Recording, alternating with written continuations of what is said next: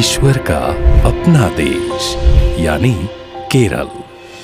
वो राज्य जो न सिर्फ अपनी प्राकृतिक सुंदरता के लिए प्रसिद्ध है, बल्कि इसका ऐतिहासिक और सांस्कृतिक महत्व भी उल्लेखनीय है। पश्चिमी घाट की गोद में बसे इस राज्य की समृद्ध संस्कृति, प्राचीन परंपराओं और अद्वितीय वास्तुकला ने इसे दुनिया भर के पर्यटकों के बीच एक आकर्षण का केंद्र बनाया है। केरल का इतिहास व्यापार और समुद्री मार्गों से जुड़ा रहा है, जहां प्राचीन काल में भी विदेशी व्यापारी मसालों और रत्नों के लिए यहां आते थे। वर्तमान समय में केरल न केवल सांस्कृतिक महत्व वाला राज्य है, बल्कि ये एक महत्वपूर्ण आर्थिक और शैक्षणिक केंद्र भी बन चुका है। यहाँ के बंदरगाह, तकनीकी पार्क और शिक्षा संस्थान इसे दक्षिण भारत का एक प्रगतिशील राज्य बनाते हैं। केरल के विकास में इंफ्रास्ट्रक्चर का अहम योगदान रहा है। खासकर सड़क परिवहन ने राज्य की अर्थव्यवस्था और सामाजिक जीवन में क्रांतिकारी परिवर्तन लाया है।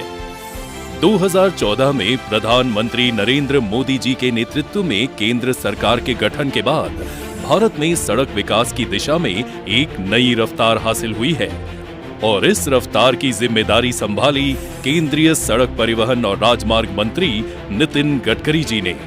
उन्होंने सड़कों के निर्माण को न केवल तकनीकी दृष्टिकोण से, बल्कि पर्यावरण और सामाजिक जिम्मेदारियों के साथ संतुलित किया। गडकरी जी के नेतृत्व में केरल में राष्ट्रीय राजमार्गों का विस्तार हुआ, जिससे राज्य के दूरस्थ इलाकों को भी मुख्य धारा के शहरों से जोड़ा गया। पहले जहां केरल के अंदरूनी इलाकों तक पहुंचने में घंटों का समय लगता था, अब बेहतर सड़क नेटवर्क के कारण ये समय काफी कम हो गया है। सड़क इंफ्रास्ट्रक्चर की बेहतरी की बात करें तो साल 2014 में NHAI के तहत राजमार्गों की लंबाई 181 किलोमीटर थी, जो 2024 तक बढ़कर 746 किलोमीटर हो गई है, जिसकी कुल लागत 65,353 करोड़ रुपए है। राष्ट्रीय राजमार्गों की बात करें तो राज्य में साल 2014 में कुल लंबाई 1,782 किलोमीटर थी, जो 2024 में बढ़कर 1,857 किलोमीटर हो गई है। वर्तमान में NHAI के तहत राज्य में कुल 20 महत्वपूर्ण सड़क परियोजनाएं चल रही हैं, जिसमें NH-66 पर 6 लेन निर्माण के 18 पैकेज शामिल हैं, जिनकी कुल लंबाई 563 किलोमीटर है। ये राजमार्ग केरल की जीवन रेखा हैं, जो पूरे राज्य में फैली हुई हैं। इस पर कुल 56,025 करोड़ का निवेश किया गया है। इसके साथ ही NH-85 के कोच्चि से मुन्नार सेक्शन, जिसकी लंबाई 124.6 किलोमीटर है, को भी पेव्ड शोल्डर के साथ 2 लेन की सड़क में विकसित किया जा रहा है, जिसका कुल निवेश 1,260 करोड़ रुपए है। इसके अलावा सड़क परिवहन और राजमार्ग मंत्रालय की तरफ से केरल में कुल 18 परियोजनाओं पर काम हो रहा है। इनमें से 7 आगामी परियोजनाएं हैं, जिनकी कुल लंबाई 461 किलोमीटर है और इन पर 8,561 करोड़ रुपए की लागत आएगी। इसके अलावा 8 परियोजनाएं ऐसी हैं जो मौजूदा वक्त में चल रही हैं, जिनकी कुल लंबाई 157 किलोमीटर है और निवेश 491 करोड़ रुपए है। 3 परियोजनाएं पूरी हो चुकी हैं, जिनकी कुल लंबाई 62 किलोमीटर है और इन पर 1,082 करोड़ रुपए की लागत आई है। ऐसे में राज्य में मंत्रालय की तरफ से जो परियोजनाएं तय की गई हैं, उनकी कुल लंबाई 680 किलोमीटर है और इन परियोजनाओं पर कुल 10,134 करोड़ रुपए की लागत तय की गई है। केरल में विकास का ये खांचा खींचने से पहले माननीय मंत्री जी ने और मंत्रालय ने यहाँ के लोगों की समस्याओं को सुना, समझा और फिर विकास का एक रोड मैप तैयार किया।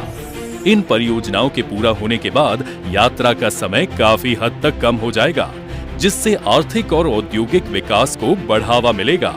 इसके साथ ही भीड़ भाड़ वाले चौराहों पर ट्रैफिक के सुचारू संचालन जैसी पहलों से सुरक्षा बढ़ेगी और दुर्घटनाओं की दर कम होगी। अगर हम NHAI परियोजनाओं की एक एक करके बात करें तो NH-66 के विकास के लिए बहुत कुछ हो रहा है। ये केरल से 691 किलोमीटर तक गुजरता है।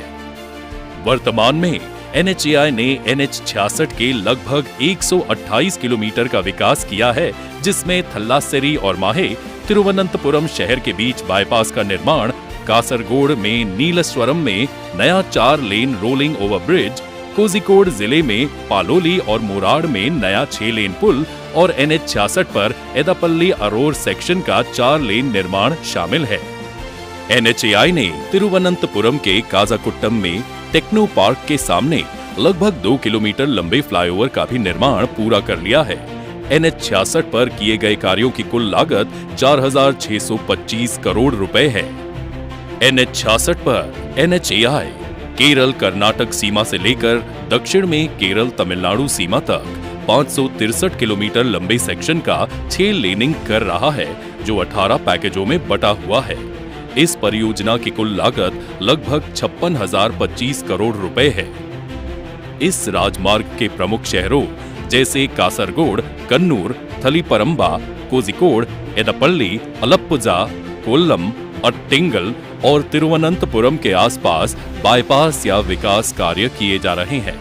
इससे राज्य के भीतर कनेक्टिविटी में सुधार होगा, जिससे यात्री और माल के लिए तेज और सुरक्षित आवागमन सुनिश्चित किया जा सकेगा, जो राज्य के साथ नए विकास के युग की ओर अग्रसर करेगा।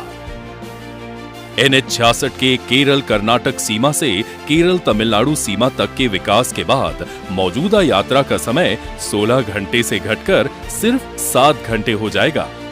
इसके अलावा NHAI ने NH-58 पर कोच्चि मुन्नार सेक्शन के विकास का काम अपने हाथ में लिया है, जिसकी कुल लंबाई 124.6 किलोमीटर है और इस पर 1,260 करोड़ रुपए का निवेश किया गया है। इसके अलावा NHAI NH-544 और NH-66 के लगभग 15 ब्लैक स्पॉट्स और दुर्घटना स्थलों को ठीक करने का कार्य भी कर रहा है। इस परियोजना की कुल लागत 630 करोड़ रुपए है।